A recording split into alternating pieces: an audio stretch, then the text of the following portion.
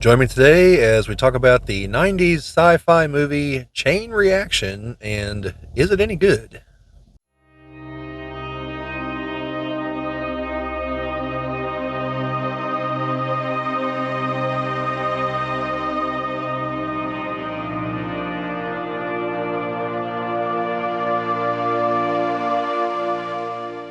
This is the Geek Cabal channel. My name is Bobby, and today we're going to be discussing the movie Chain Reaction, which is a 90s sci-fi movie. Came out in 1996.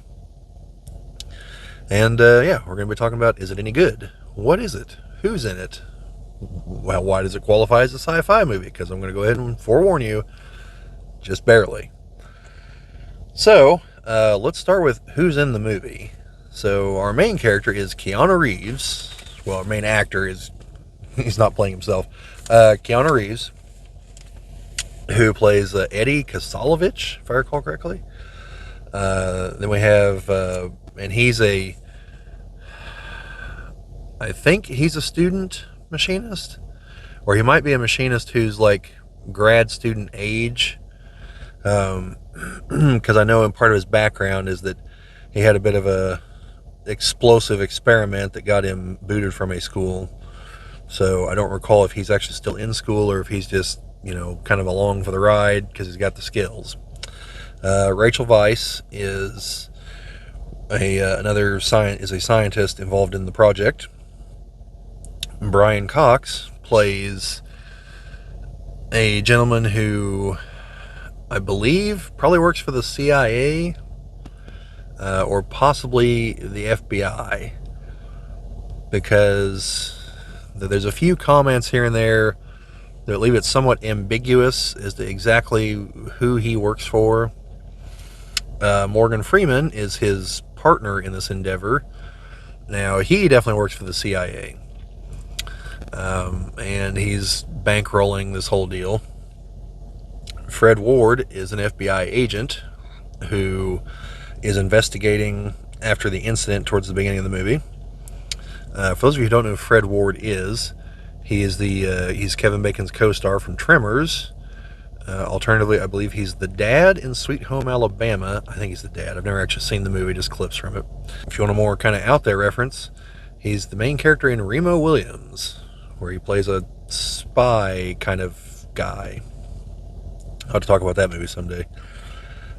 Kevin Dunn is the other primary FBI agent, and you probably recognize him as Sam Witwer's dad from Transformers. Now, he's in several other things, but that's probably one of the bigger things he's in. Neil Flynn, who is the janitor from Scrubs, is very briefly in the movie. You also have Michael Shannon, who you probably know better as General Zod in Man of Steel and then The Flash. This was like the fourth movie he was in. It's just a bit part at one point. Then we have the director, Andrew Davis. Now, the reason I mention the director is that Andrew Davis also directed The Fugitive 3 years prior to this, was released 3 years prior to this. The Fugitive also largely takes place in Chicago. The Fugitive features a very similar plot, which would mean that Chain Reaction is the one copying it because it came out later. And in fact, there's a couple of characters who are Chicago police officers, and they play basically the same characters in both movies. So there's a lot of similarities between these two movies. Both in like production value, background characters, locations. So, and I noticed this watching it one night after I had recently seen The Fugitive. Then I watched Chain Reaction, and it was kind of like, well, wait a minute. What are the odds these two movies have a somewhat similar plot line? Some of these same background characters. They both take place largely in Chicago, and so I looked it up, and yeah, sure enough, same director, and yeah. So, those are our characters. Now, so what's the plot of this movie? How does it qualify as a sci-fi movie? Well, the plot of the movie is that Keanu Reeves and Rachel Weisz, among other characters, are working with a gentleman who is trying to create a green energy type device. Now, I've seen the movie several times, and I'm still not 100% certain what the device is actually doing. I think it's meant to be separating water into hydrogen and oxygen. Now, based on what I remember from high school level chemistry, you can accomplish this with electrolysis. Literally just passing an electric current through water, if I recall correctly. Someone out there probably knows more than me about it. Let me know down in the comments. And the general idea is you hit water with electricity and it breaks down into hydrogen and oxygen. Well, but I believe that it requires a greater level of electricity than what you would generate by then burning the hydrogen. Whereas here, the idea is they've come up with like a self-sustaining reaction that's constantly being fed water and constantly releasing the hydrogen, and they're burning the hydrogen and it's producing more energy than the reaction is creating, than the reaction is using. So it's not a fusion device. It is definitely like creating hydrogen. Now, again, a little detour into high school level science here. They never mention the oxygen. And for those of you that don't know, oxygen is also combustible. And in fact, when you combust hydrogen and oxygen together, number one, that's rocket fuel. That's literally what we use to launch the space shuttles. But number two, the byproduct is water, because they recombine to make water. So I believe in theory, you could create like a self-sustaining loop of burning the hydrogen and oxygen together, creating water, and feeding it back into the system. Maybe that's what they were going for. So again, that's not overly important, but to know the rules of the road would be really nice. And they're kind of short on explanations. So the reason that qualifies as a sci-fi thing is because such a thing doesn't exist. This is pure sci-fi technology here. Now, it's sci-fi in such a way that, like, it's somewhat believable that such a device could maybe exist in the late 90s or today. It's just that it doesn't. Now, someone out there that knows more about physics than me can probably point out there's some flaw in my reasoning there, in that there's probably no way for that to produce more energy than it takes to power it. So, but assuming that could be overcome, which again is probably a tremendous leap of faith, but assuming that could be overcome, such a thing would change the whole landscape of political reality overnight, which is a big part of the plot of the movie. Because, and by the way, we're going to have spoilers for a movie that came out in 1996, so you had 28 years to watch it. Here goes. The gentleman who is like masterminding the whole thing, he's killed very early on in the movie. And Keanu Reeves has to go, once they get the thing working, he takes Rachel Weisz's character home because she's been drinking. He has to come back for his motorcycle, and he gets there, and the main guy is dead, Alistair. There's also a device rigged up that's counting what I'm assuming is probably the particle density of the hydrogen, because the machine has been left on, the safeties are off, and it's just filling the building full of hydrogen. And then once it hits a certain level, the people that left it there is a guy in a van with a remote, hits the button, like an electric arc fires between them, and kaboom. Then you get to see Keanu Reeves outrun an explosion that levels like 8 city blocks on a motorcycle. And from there, they try to pin everything on Keanu Reeves and Rachel Weisz and a Dr. Liu Chen, who is working on the program. When in reality,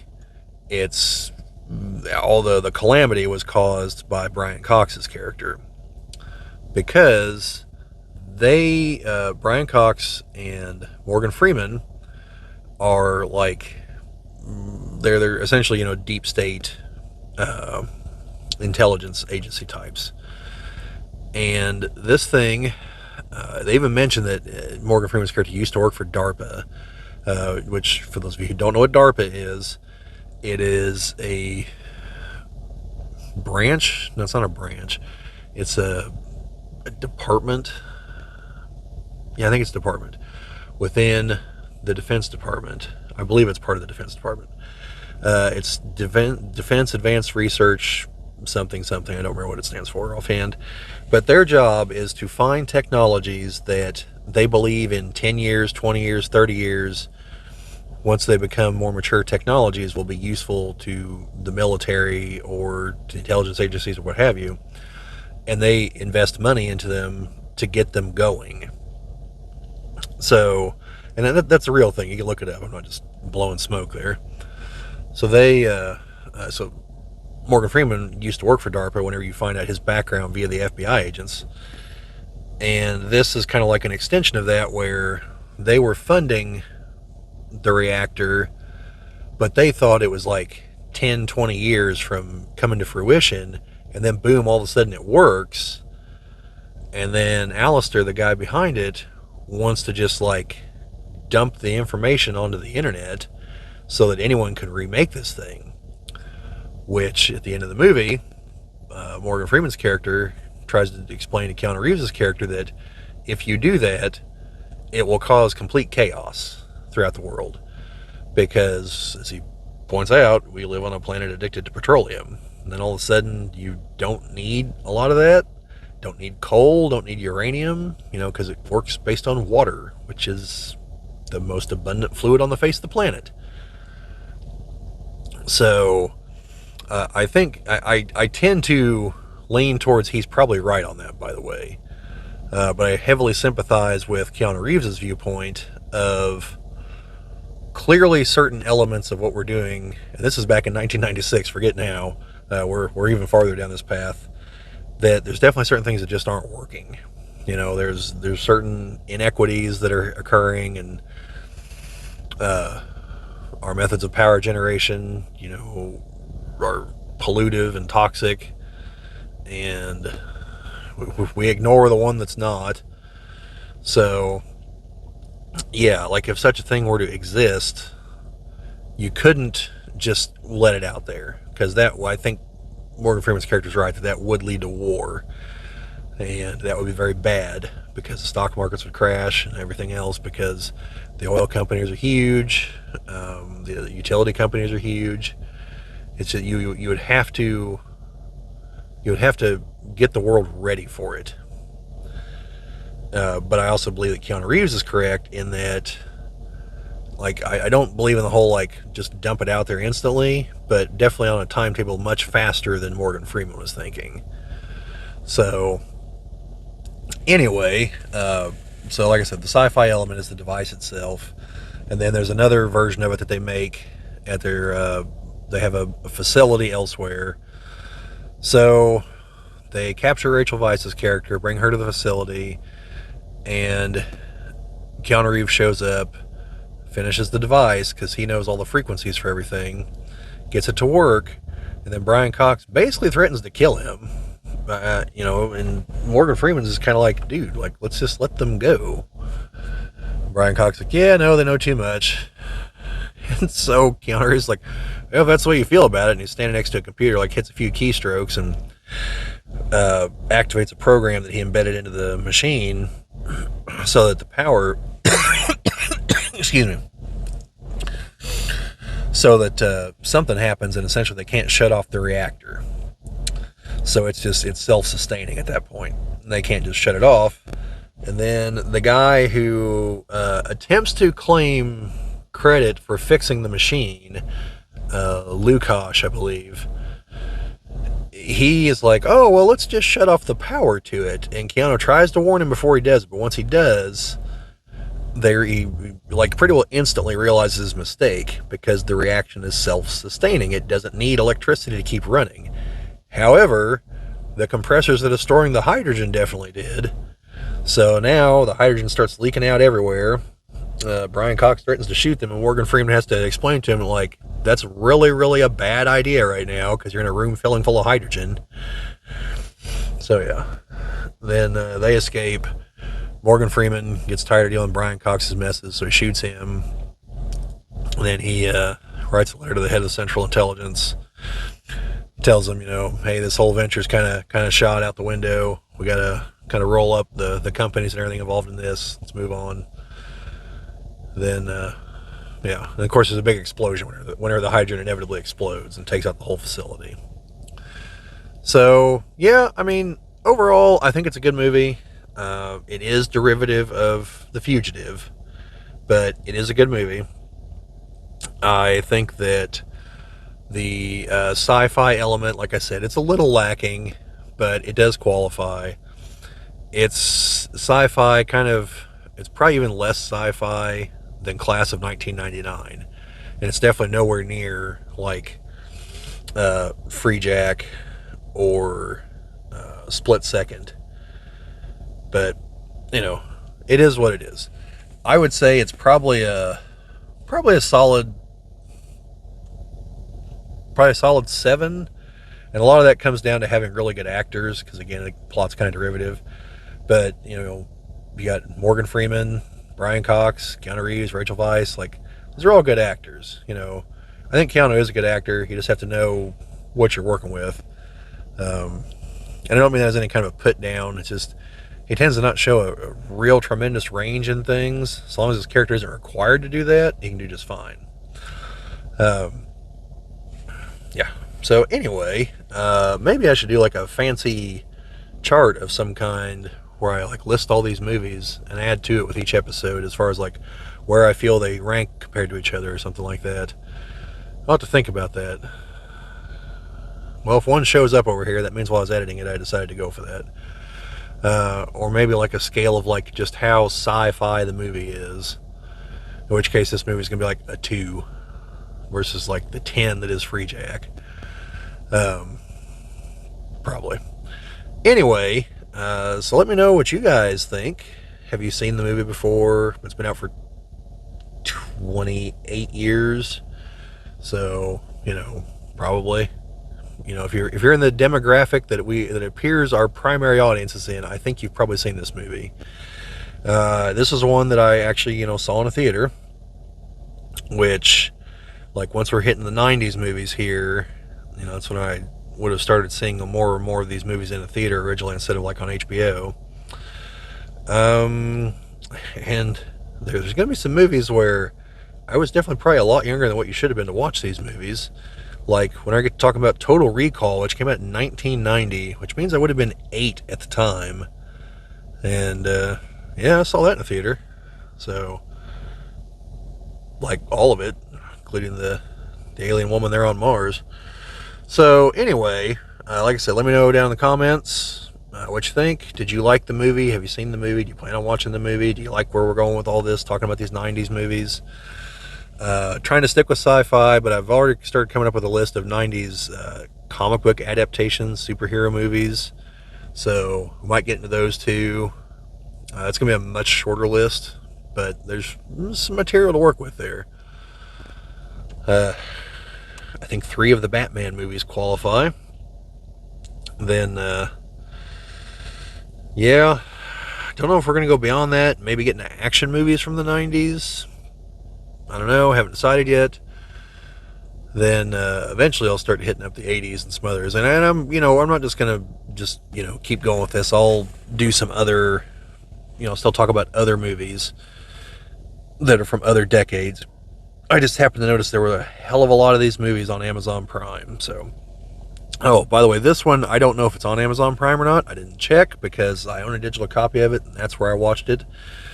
So unless I go and search for it and see it in there, there will not be an affiliate link down in here, because if it's not on there, I'm not going to try to advise you to go get it. I mean, I'm not going to advise you to go get it either way. That's your choice.